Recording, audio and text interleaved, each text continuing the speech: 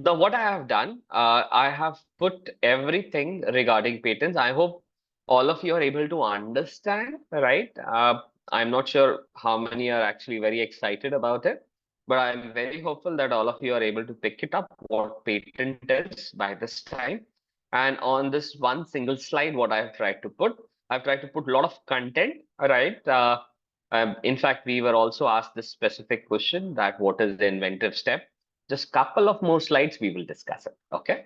So innovativeness or inventive step, that is what the question we have. I still remember.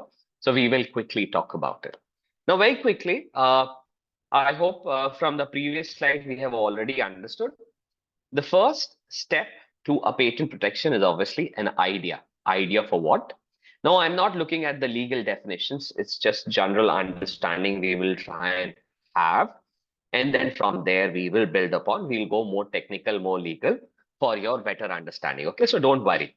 So today is a very small topic. We will try and cover it as rigorously as possible. Okay. So the first step for patent is always the idea. Idea for what? For a product or a process, right? We have to remember an idea for a product and a process which I think I can commercially exploit. Okay. So until unless I have an idea, would I create something new? The answer is no. Okay. So the first step is idea. Next, based on the idea, I actually execute it. Okay. Based on idea, what do? I actually execute it in form of an invention. I hope we are able to pick it up. So based on an idea, I have an invention. What is invention? Product or a process. Okay. Now, once I have an invention, then I want to protect such an invention and make it. What do I want to make it? I want to make it as patent. Correct? Please forgive my bad handwriting. I am not so used to write on screen, right? But I'm sure you are able to read what I meant. So initially I had an idea. Based on that idea, I had an invention. Invention is what? Now I want to protect that invention, right? Now, the moment I want to protect this invention, now the legal process starts. Okay. Now the legal process starts, and now what I'll do, I look into the Patents Act 1970. Now, when I look into the Patents Act, the first thing which I'm required to do is identify that I have whatever product or process I have invented, I have to identify whether it is a patentable subject matter or not, right? So when we talked about copyrights, so what we said, what can be protected in copyright? We broadly talked about literary, dramatic, artistic, musical work. Obviously, there is sound recording and cinematograph film as well, which I did not cover because that is something which is not required to be original. So we just kept it aside. So what we can protect? Literary, dramatic, artistic, and musical work. These four works is something which can be a subject matter for copyright. Okay. Similarly, for patent protection, whether my product or process can be protected as patent or not. So when we read section 3 and when we read section 4, so section 3 and section 4 are exceptions to patent subject matter or patentable subject matter. What does section 3 says? Okay, I have defined in section 2 what is invention. Invention is something which is a product or a process which fulfill three criteria. Three criteria of what? Novelty, innovativeness, and industrial use.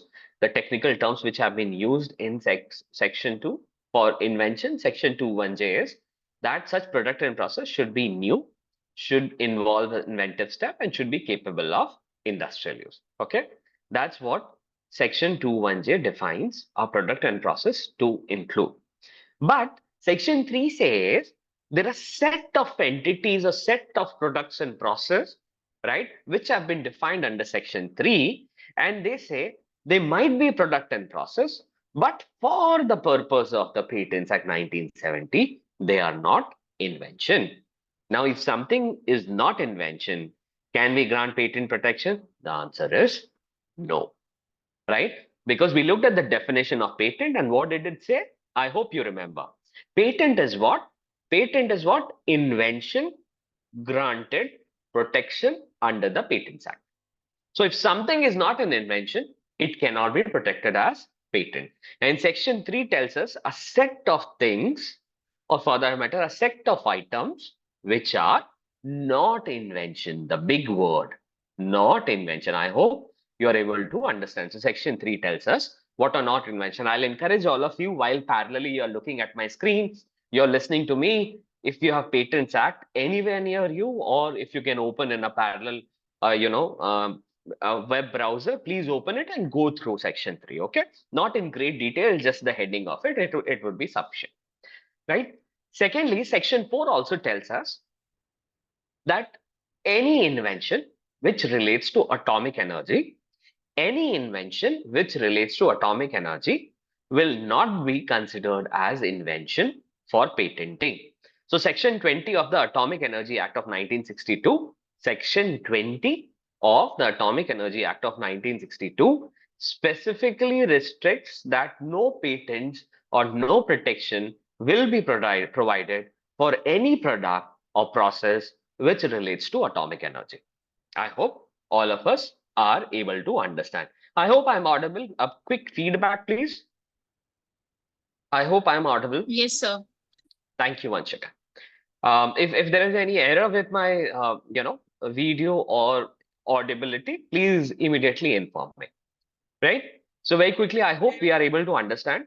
The first step for protecting an invention under the Patent Act is to identify that the product or the process which we want to protect does not fall under Section 3 and Section 4 of the Patents Act. Because if it falls under Section 3 and Section 4, it will not be considered as invention under Section 21J of the Patents Act. So you never study law in a linear way. So, you never study law in a linear way. It's always a web, right? So you connect one provision with another provision and another provision, and the cycle goes on. I hope most of you would be able to understand, right?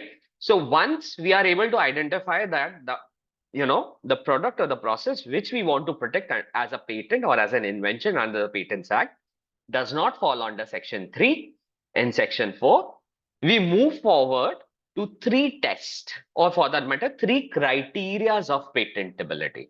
What are the three criterias of patentability? Number one, novelty. The first criteria for patentability is novelty. The second criteria for patentability is innovativeness. And the third criteria for patentability is industrial use, right? So the before testing the criteria for patentability, we have to identify whether the product or process we want to protect is, invention or not, or patentable or not. Once we find out it is patentable, then we move forward to talk about novelty, innovativeness, and industrial use. Everyone with me? Now, novelty is defined under 21L, innovativeness has been defined under 21JA, and your industrial use has been defined under 21AC. So that is something which we'll look now. So since one of the students did specifically ask, so we'll look at it. Now, before we move on, this is something which is very, very important for us to understand, specifically this part, specifically this part.